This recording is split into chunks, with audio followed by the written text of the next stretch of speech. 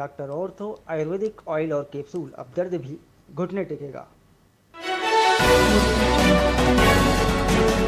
रायपुर में चल रहे 60वें डीजीपीआईजी कॉन्फ्रेंस के दूसरे दिन प्रधानमंत्री नरेंद्र मोदी और गृह मंत्री अमित शाह की अध्यक्षता में महिला सुरक्षा, आतंकवाद और विजन 2047 पर मंथन जारी। झीरम घाटी हमले का मास्टरमाइंड नक्सली जेतू ने सरेंडर किया। 25 लाख का इनामी था। 2013 में कांग्रेस नेताओं समेत 32 लोग मारे, सुरक्षा एजेंसियां सतर्क।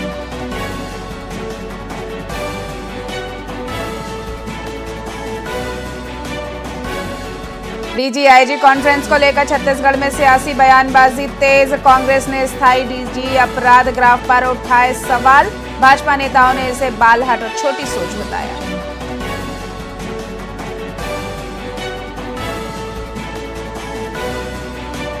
International kayaking canoeing president cup में छत्तीसगढ़ को पहले दिन 2 ब्रॉन्ज पदक। उत्तराखंड में 22 देशों के 300 खिलाड़ियों के बीच 3 दिन तक चलेगी प्रतियोगिता।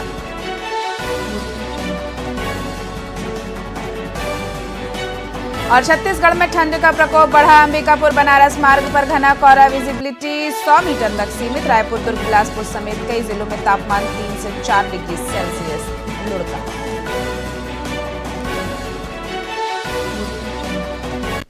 नमस्कार, स्वागत है आपका वीआईपी न्यूज में। मैं हूं आपके साथ डॉक्टर रानी और आइए रुक करते हैं छत्तीसगढ़ की खबरों के लिए।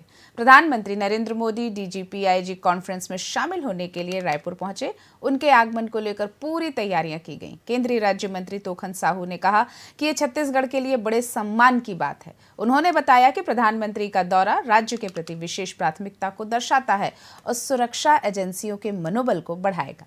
पीएम की मौजूदगी से देश की आंतरिक सुरक्षा रणनीतियों को नई दिशा मिलेगी। तोखन साहू ने यह भी कहा कि हर पीएम दौरा विकास और विश्वास का संदेश लेकर आता है। छत्तीसगढ़ के लिए बड़े हर्ष की बात है, गौरव की बात है। आदरणीय हमारे देश के यशस्वी प्रधानमंत्री जी 2 दिन रहेंगे छत्तीसगढ़ में। हमारे माननीय गृह मंत्री जी रहेंगे और पूरे देश भर के डीजीपी का यहाँ कॉन्फ्रेंस होने वाला है। और छत्तीसगढ़ के लिए और भी गौरव की बात है, यह देश भर में ये जो सम्मेलन हो रहा है, बैठकें हो रही है, ये सबसे ज़्यादा संख्या में छत्तीसगढ़ में ही आने वाले हैं। 250 टॉप अधिकारी छत्तीसगढ़ में आएंगे, कॉन्फ्रेंस करेंगे, तो ये हम सब के लिए बड़ी गौरव की बात है। छत्तीसगढ़ के लिए बड़े हर्ष की बात है, गौरव की बात है। आदरणीय हमारे देश के यशस्वी प्रधानमंत्री जी 2 दिन रहेंगे छत्तीसगढ़ में। हमारे माननीय गृह मंत्री जी रहेंगे और पूरे देश भर। नवा रायपुर में केंद्रीय गृह मंत्री अमित शाह की अध्यक्षता में शुक्रवार से 3 दिवसीय 60वीं डीजीपीआईजी कॉन्फ्रेंस शुरू हुई। राजधानी रायपुर देर शाम प्रधानमंत्री नरेंद्र मोदी भी पहुंचे और शनिवार रविवार तक सम्मेलन में भाग लेंगे। कॉन्फ्रेंस में पुलिस प्रमुख देश भर से आए हैं। प्रधानमंत्री और गृह मंत्री की मौजूदगी में देश की सुरक्षा, कानून व्यवस्था और भगोड़ों को पकड़ने के रोड मैप पर चर्चा होगी। कार्यक्रम के राज्यों के डीजीपी और आईजी एकत्रित होकर रणनीतियों पर विचार करेंगे ताकि अपराधियों और भगोड़ों पर सख्त कार्यवाही सुनिश्चित की जा सके।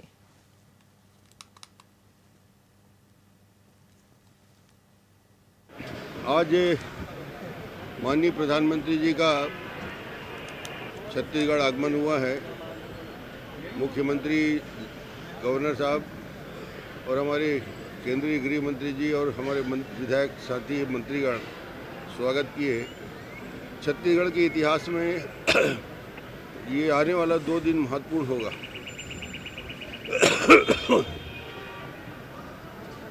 डीजी कॉन्फ्रेंस, जिसमें पूरे हिंदुस्तान के डीजी और अलग अलग फोर्स के वरिष्ठ अधिकारी रहेंगे, उनके साथ चर्चा होगी, रणनीति के विषय में चर्चा होगी। कल दिन भर सुबह 8 से लेकर रात 9 बजे तक वो डीजी कॉन्फ्रेंस में विभिन्न विषयों पर चर्चा में सम्मिलित रहेंगे। परसों भी उनका मार्गदर्शन सबको प्राप्त होगा।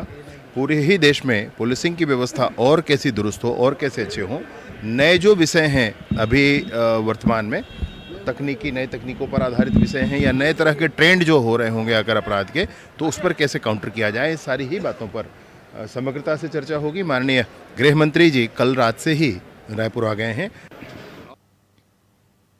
भैरमगढ़ ब्लॉक की नीलसनार, बांगापाल, दारापाल पंचायतों में सड़क निर्माण परियोजनाओं की स्थिति चिंताजनक है, क्योंकि 5 वर्षों से अधूरी सड़कें हैं।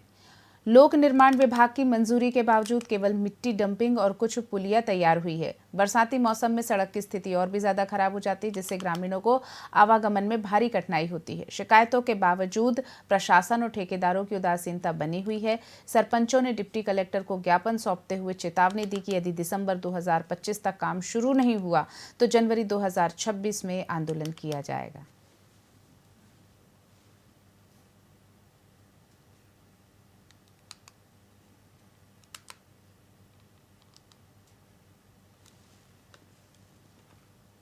दुर्ग जनपद पंचायत के सीईओ रुपेश पांडे ने स्पष्ट किया कि दुर्ग विकास खंड में बीपीएल और राशन कार्ड केवल श्रमिक कार्ड के आधार पर नहीं बनते। कार्ड बनने की प्रक्रिया पटवारी और रिपोर्ट और सत्यापन पर निर्भर है।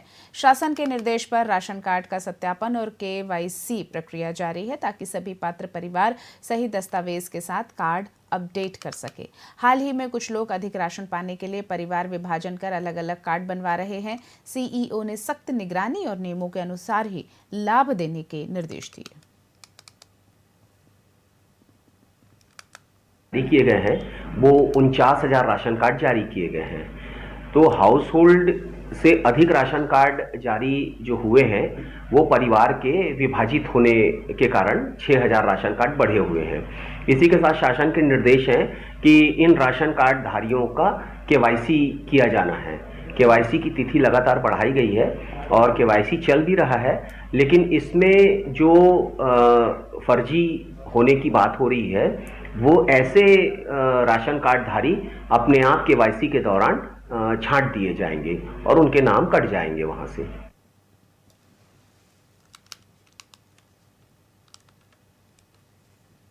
नेता प्रतिपक्ष डॉक्टर चरणदास महंत ने मुख्यमंत्री को पत्र लिखकर किसानों से धान खरीदी केंद्रों पर अवैध बोरा भराई चार्ज वसूलने का आरोप लगाया है। उन्होंने कहा है कि 7.50 रुपये प्रति क्विंटल हमाली चार्ज तुरंत बंद किया जाए। डॉक्टर महंत ने दावा किया कि 2023-24 और 2024-25 में कुल 220.68 करोड़ रुपए की अवैध वसूली की गई। उन्होंने बताया कि भारत सरकार द्वारा बोरा भराई और संबंधित कार्यों के लिए पहले ही 22.05 रुपए प्रति क्विंटल प्रदान किए जाते हैं। कांग्रेस ने चेतावनी दी कि वसूली जारी रही तो प्रदेश व्यापी आंदोलन किया जाएगा।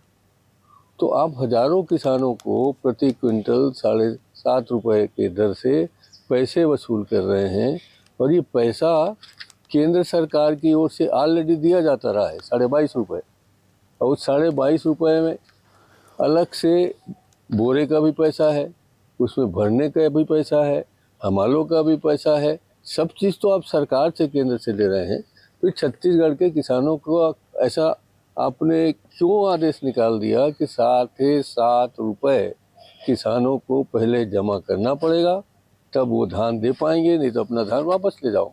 में आपकी मांग क्या है? मेरी मांग ये है कि तत्काल 7.5 रुपये जो आप वसूल कर रहे हैं किसानों से बंद करो।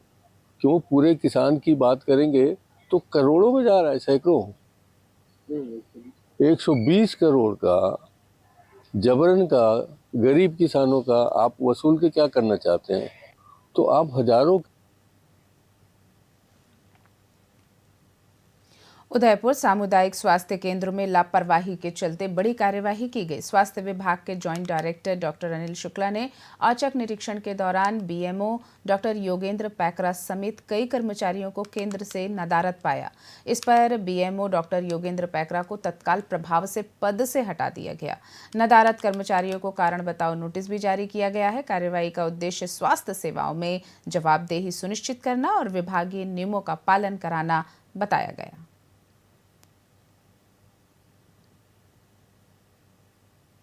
लगातार वहाँ पे शिकायत प्राप्त हो रही थी। मरीज हैं जिनको वहाँ ट्रीटमेंट मिलना चाहिए प्रॉपर में, लेकिन लगातार वहाँ पे शिकायत प्राप्त हो रही थी। मुझे कई जो वहाँ के मरीज हैं उनके रिश्तेदार भी शिकायत किए, संघ वाले भी किए, जो वहाँ के जितने भी कर्मचारी संघ हैं, और लगातार जो है ये शिकायतें प्राप्त हो रही थी कि वहाँ पे मरीजों को कभी भी अभाव रहता है। शाम कोई ओपीडी नहीं होती है, फार्मासिस्ट गायब रहते हैं, एमएलटी वहाँ 4 हैं वो भी वहाँ पर नहीं उपलब्ध थे।